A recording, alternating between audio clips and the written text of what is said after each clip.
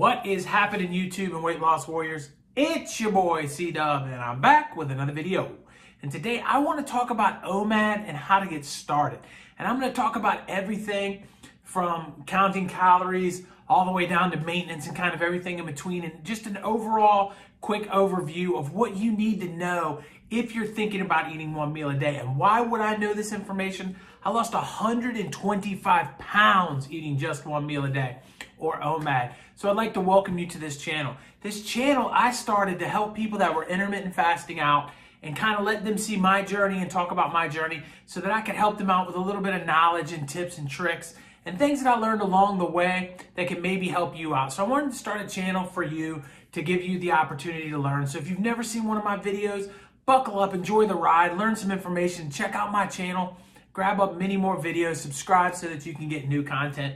And if you've already done that and you're already on your journey, I appreciate your support so much. So let's hop into OMAD.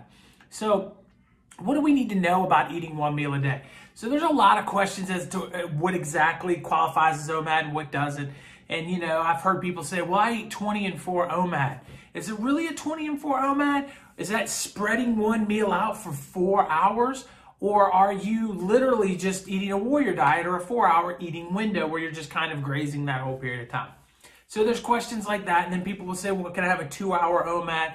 Can I do this? Can I do that? So I just want to get you guys to understand that there is no exact thing that OMAD is. OMAD is one meal a day. It's just one time. To me, it means sitting down at the table to eat your meal, and that's it. It doesn't really mean eat your meal and then an hour later have a snack and then an hour after that have another one. That's not really what OMAD is all about or meant to be. So I don't think that idea, that concept is there. Does it have to be an hour? No, it can be 2 hours if you want to sit down at a table, maybe having a social engagement and you're eating for a 2-hour period of time. It can still be an OMAD situation, or maybe for some particular reason you went to a restaurant and it just drug out for a long period of time and it drug out over an hour. It's still OMAD. I think you're basically at that point just splitting hairs. If you're sitting down to enjoy a meal and you're eating it, whether it be a half an hour or an hour, and it can extend beyond it on occasion, then you're basically doing what OMAD is intended to do. Now, does there have to be a particular window in which you eat? And the answer to this is no.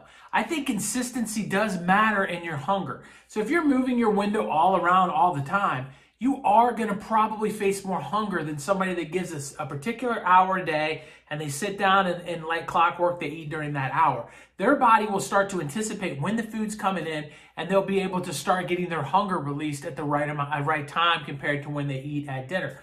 A good example is that I'd say I eat between 4 and 6 every night.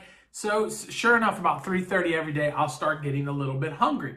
And that's natural, and that's a part of it. So I think that, and when I say between 4 and 6, I don't mean the whole time of 4 and 6. I mean, I have about a 30-minute window on most days in between that 2-hour block of time that I'm generally eating, depending on if we've got, jiu-jitsu, or if I've got a wrestling practice, or if I'm, got something else going on with Boy Scouts or whatever else the family's doing. We're busy people. So, it fits into wherever it can. So ultimately, though, it doesn't matter what time. So yes, you can go out with your friend and have lunch one day and continue to eat OMAD the next day for dinner with your family. And then if you have an engagement where you need to eat some breakfast, you can go ahead and do it that. It's basically just eating one time within a 24-hour period of time. Now, a lot of people would say that there is no benefit to moving around your food and that you're going to face more hunger the other way. Well, there is some slight benefits to moving it. The downfall, again, is going to be your hunger. But if you move your window, you're going to be able to grab longer fasts sometimes, which is always good because it takes roughly 16 hours to even begin the autophagy process. And that isn't guaranteed at 6 hours. But if you're doing 48 hours or because you ate breakfast one time and then didn't eat till, a whole nother day later at dinner, you've just put in 40-some hours of fast or something, or 36 hours of fast or whatever exactly it is. Now you've probably kicked into a little bit of that autophagy and you've probably benefited yourself some from that. So I think there are some benefits to moving it around. And I occasionally also do move my window around. Occasionally I'll have lunch with my wife. Although since Corona's been happening, it hadn't really happened because we don't get to go out anymore. But sometimes it would be like, oh, well, lunch was the easiest time for her and I to get out, or a movie or something of that nature. And nowadays, there's just not as much of that, unfortunately. So I think that hopefully will answer that question. Now, a lot of people want to always ask about the calories.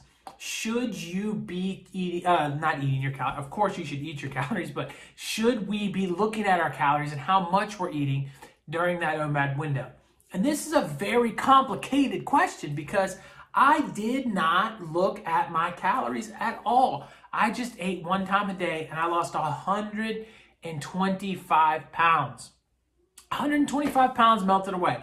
Now, I was in the morbidly obese category at 310 pounds at 5'9".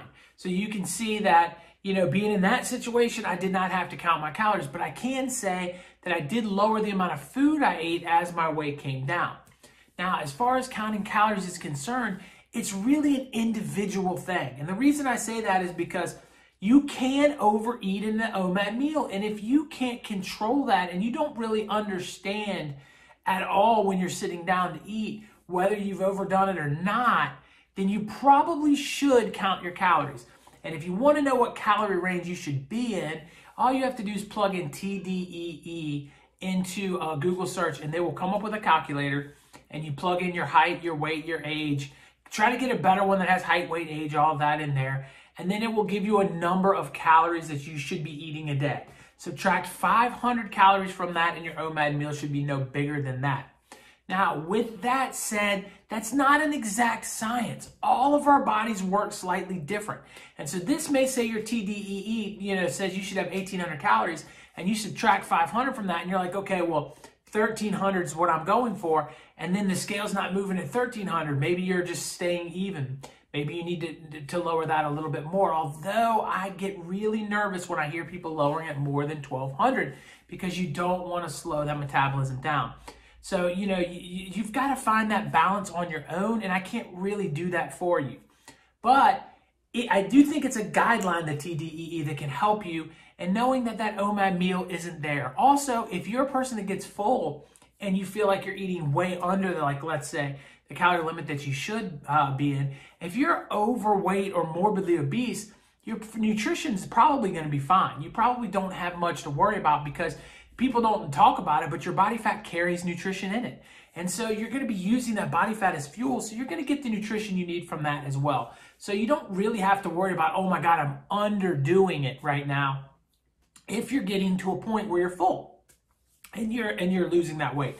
That's perfectly fine and perfectly acceptable. So keep that in mind too, that, it's not that big a deal if you're eating till you're full, if you feel like you're underdoing it. Now, if you never feel full, which can be a problem, and trust me, I have been there and done that. I feel the same way. Sometimes I never feel like I'm full, especially when I was morbidly obese. When you're in that situation, you can grossly overeat. So make sure you're using some common sense in that and say, okay, I've been able to go. There's even the rule of put it all on one plate, stack it no higher than 3 inches or something, and then eat whatever's on that plate, and that's your one meal. That could work too if you're morbidly obese because, again, you got the nutrition going and everything else. So one of the other problems, though, is as you lose weight, you come into a point in which the OMAD, you may be under eating. And then if you are somebody that's on the smaller side now that you've lost weight during OMAD, or maybe you're watching this video for the first time and you're already on the smaller side, but you're interested in simplifying your life by doing OMAD, which it does do, saves you time, saves you money, saves you all kinds of things.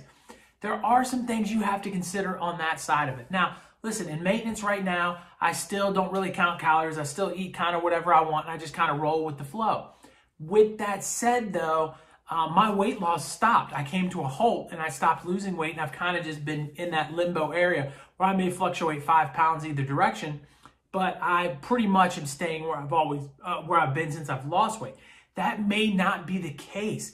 You may be in a situation where you continue to lose weight, and you get to a point where your TDEE is no longer normal and it starts to become unhealthy, or your overall body mass index, starts to say, hey, you're in that unhealthy weight range and you don't want to go any lower, and you feel like you're kind of stuck in that situation.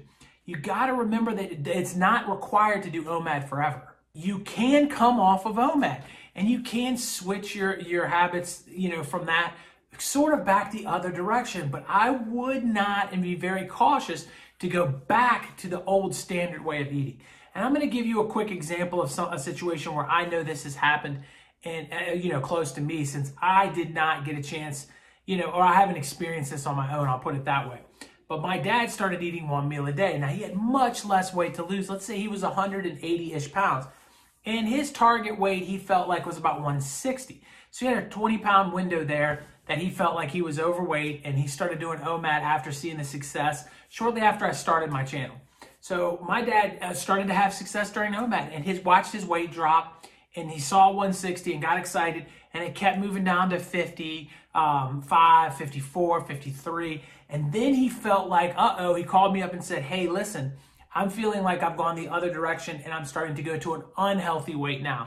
Is it okay if I come off of OMAD a couple of days a week? He wanted to use OMAD still as a tool, and so we talked about it, and now he does 4 days of OMAD, he does 3 days of more of, it's a little bit longer than a warrior diet, probably an 18 and 6, where he's having a lunch and a dinner, and he's going out and doing some things with some of his friends for lunch and then still having his normal dinner. And he was able to put back up to about 158, 160 where he wanted to be, and he's been able to maintain that by switching from a 4-day OMAD to 3 days of regular or two meal eating. So you don't have to be married to OMAD. And that's something that I think a lot of people feel like when they get started is, oh my God, I have to be this OMAD, or I have to carry this flag that says OMAD. My boy C-Dub does, he carries the OMAD flag. He's been doing it for over 2 years, right? And so, but the real story on that is you don't have to be that way. You really don't have to just eat 1 meal. You can adjust it as you go. And when you get close to your goal weight, if you feel like you're underdoing it, you absolutely can add other things into it. And on the other side of that, maybe you're close to your goal weight. Maybe you've been doing a 16 and 8 and you just want to kick start it a little bit. Maybe grab a little bit of autophagy and put some things, together there. And you don't want to do a 5-2 diet or an alternate day. You can put a day or 2 or 3 of OMAD in your week, and maybe you'll get that extra pounds off. And so that would be, a hugely beneficial thing, especially if you put your OMAD days back to back, in that week, so that you're having long fasting windows at some point in the week. Would really help you out and maybe benefits you for those extra few calories. Now, the last thing I want to say is, when shouldn't you do OMAD?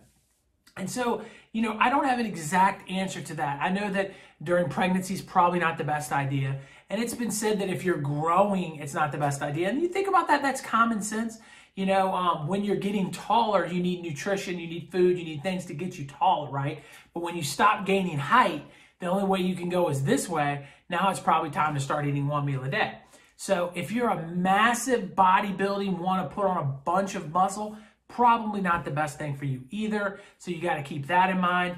And then there's certain illnesses out there that you may have, and I don't have the answers to. I'm not a doctor. I don't know this illness it's good for and this illness it's not. But if you consult with your doctor and tell them what your plan is, maybe they can kind of lead you, yeah, this is good for you or this isn't good for you, because there are some illnesses out there that you could be suffering from that, you need to get checked out. Now, with all of that said too, if you're getting sick because you're not eating, in the beginning, I wouldn't worry about it. You're going to feel terrible when you first start OMAD. It's not going to be something that you're excited about. It's going to feel pretty draining.